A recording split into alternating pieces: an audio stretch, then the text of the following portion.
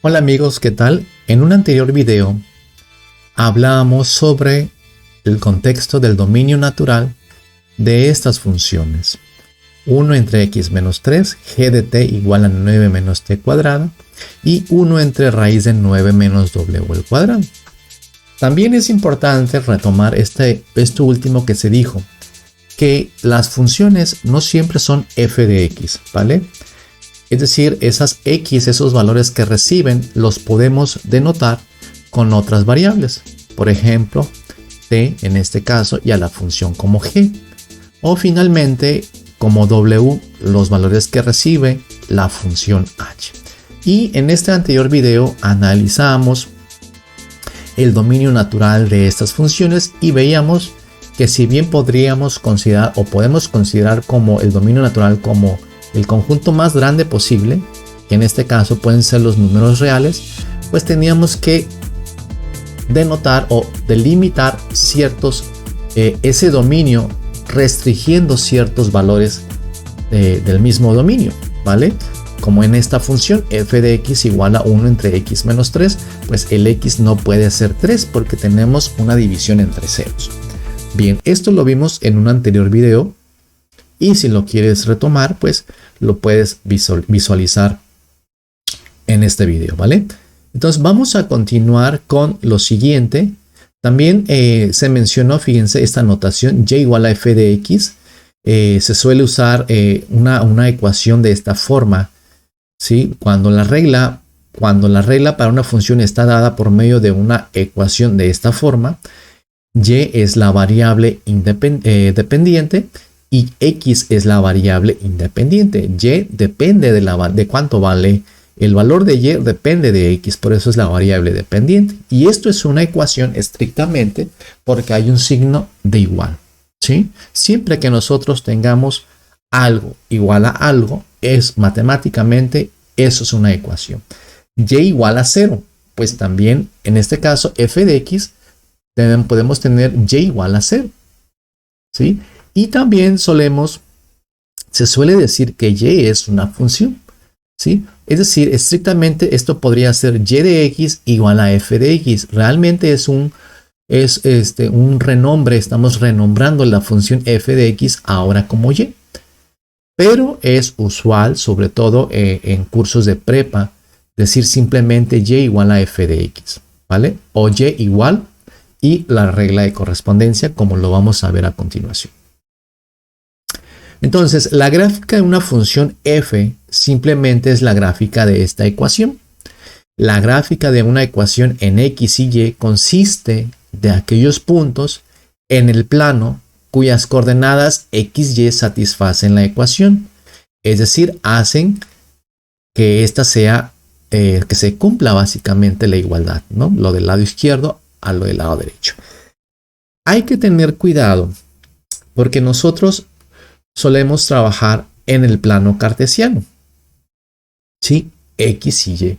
Pero hay otros sistemas de coordenadas. Si tú eres un estudiante de licenciatura o de alguna ingeniería o de un grado superior, seguramente podrás decir, oye, pues no es cierto, ¿no? Podemos trabajar en coordenadas esféricas, polares, elípticas, etcétera, etcétera. Normalmente trabajamos en un plano cartesiano en 2 dimensiones, donde existe el eje X y el eje Y, ¿vale? Y para allá vamos. Pero esto se puede extrapolar, este contexto se puede extrapolar hacia cuestiones un poco más complejas.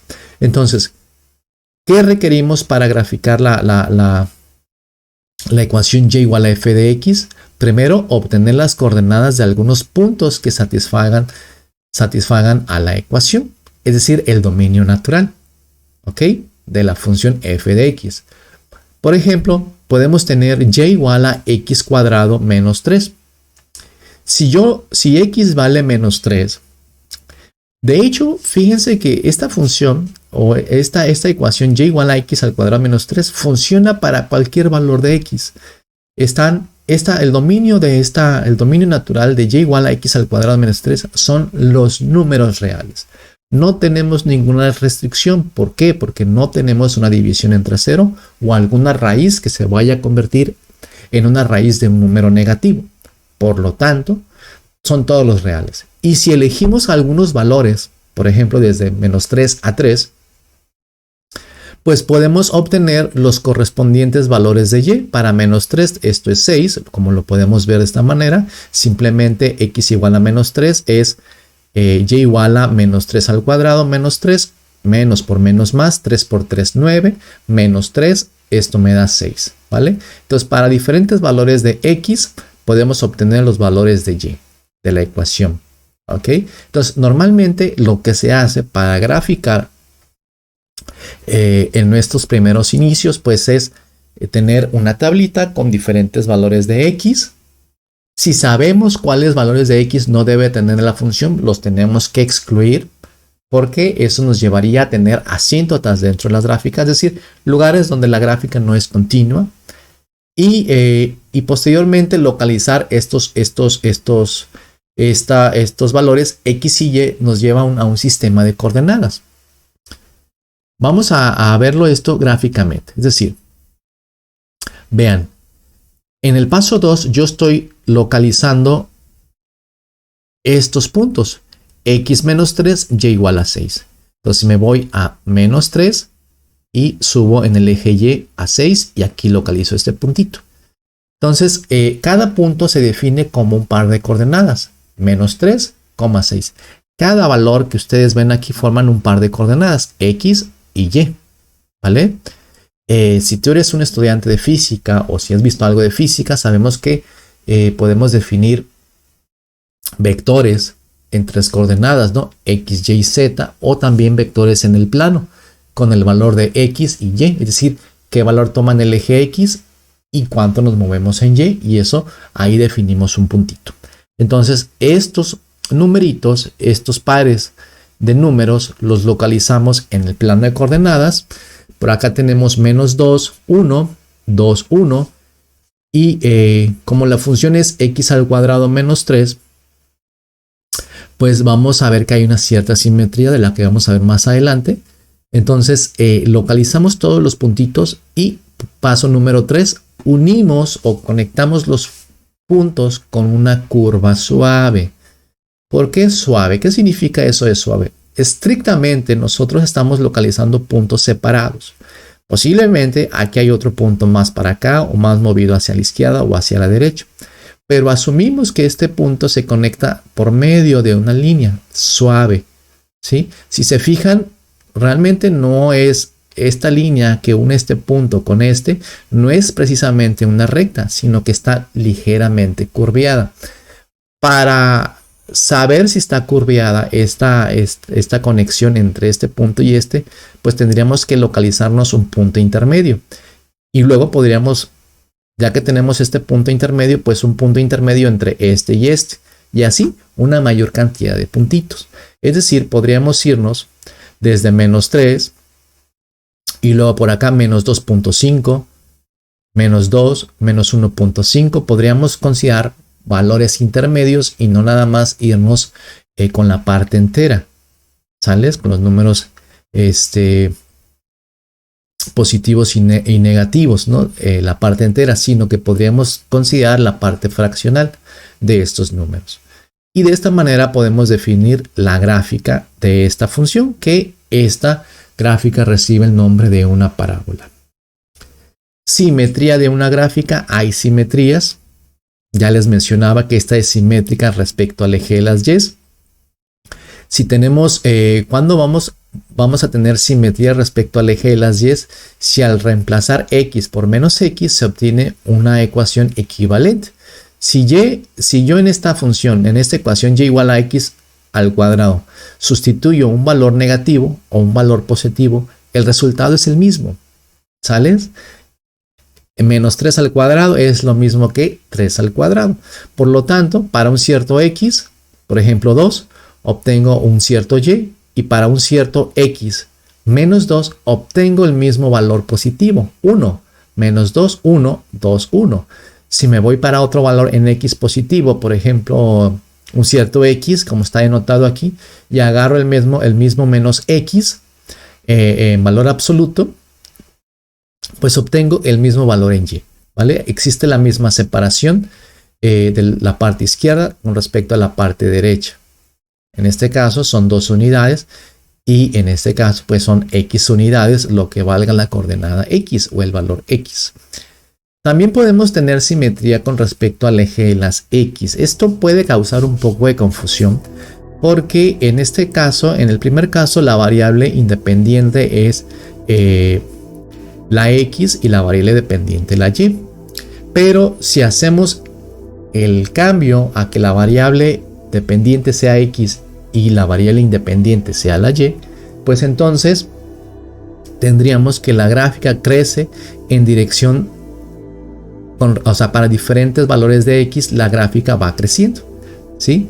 Y tendríamos una simetría con respecto al eje de las x, Es decir, vean esto, si yo le doy un cierto valor en x, pues recibo un cierto valor positivo para el mismo valor en x, un mismo valor en y, o un cierto valor en y, pero en la parte positiva, y en esta parte negativa, en la dirección hacia menos y, el mismo valor y, pero negativo. Entonces de esta manera la gráfica va a crecer en este sentido, y también de esta manera lo que está acá arriba se está reflejando en la parte de abajo. Y eso sería simetría respecto al eje de las x.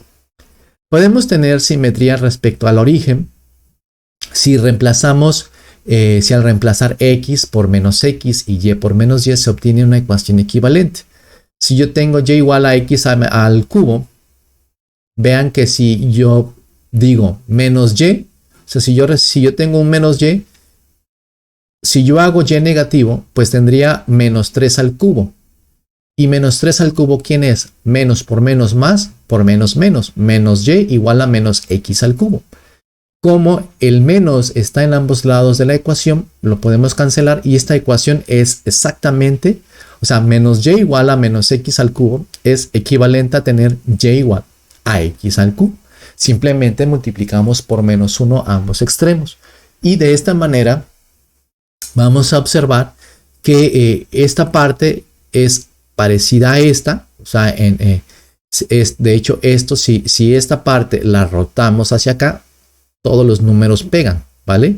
Entonces para un cierto x existe el mismo valor menos x en magnitud que nos da hacia un mismo menos y, o sea, este menos x, este podría ser menos 3, menos 5. Y acá tendríamos 3,5. Básicamente, entonces, podemos decir que esta gráfica es simétrica respecto al origen. Con respecto a este punto de referencia, esto es similar a esto, ¿vale? Aquí tenemos un collage de diferentes opciones de gráficas cuadráticas y gráficas cúbicas que nos pueden dar una idea de cómo van las gráficas si más adelante tenemos que graficarlas, ¿no? Es decir, de forma aproximada. Una función parábola y igual a x al cuadrado, si tenemos menos x al cuadrado va hacia abajo. Si tenemos ax al cuadrado más bx más c, es decir, la parte cuadrática más el término lineal, con a positivo, pues se sigue abriendo la parábola hacia arriba. Si tenemos el mismo caso, pero con el coeficiente negativo a, con a menor que 0, va hacia abajo. Si tenemos cúbicas, van hacia de esta forma. Y así con respecto a la simetría en el eje de las X. Hasta aquí dejamos este video y nos vemos en uno próximo. Hasta luego.